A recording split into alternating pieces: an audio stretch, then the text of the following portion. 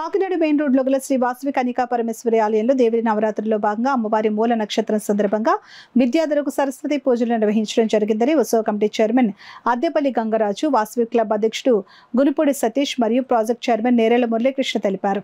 Kakinada main road లో గల శ్రీ వాసవి కన్యకా పరమేశ్వరి అమ్మవారి ఆలయంలో మూల నక్షత్ర సందర్భంగా వాసవి క్లబ్ కాకినాడ ఆధ్వర్యంలో సరస్వతి పూజలు ఘనంగా నిర్వహించారు.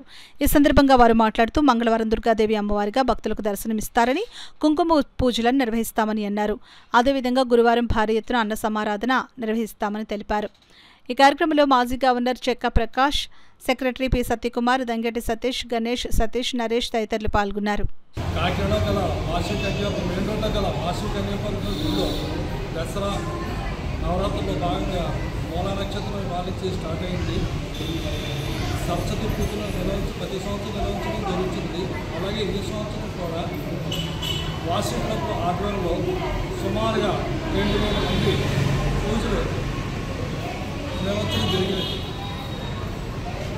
సహకరించిన వాసవి క్లబ్ వారికి మీ ధన్యవాదాలు తెలుపుతున్నాం.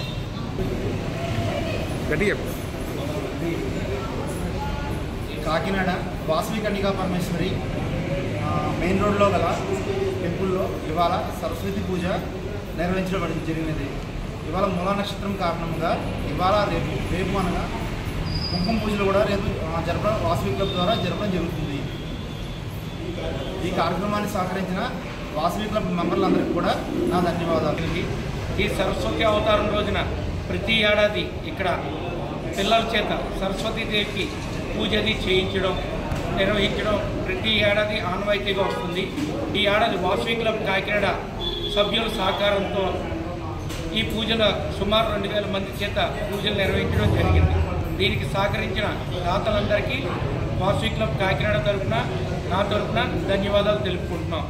ఈ కార్యక్రమానికి అద్దెపల్లి గంగరాజు గారు, మాతంశెట్టి నరేష్ గారు, పాబుల్ పున్నయ్య గారు, అలాగే వాసవి క్లబ్ ప్రెసిడెంట్ గునుపూడి సతీష్ గారు, సెక్రటరీ సత్యకుమార్ గారు, దంగేటి సతీష్ గారు తదితరులు పాల్గొన్నారు.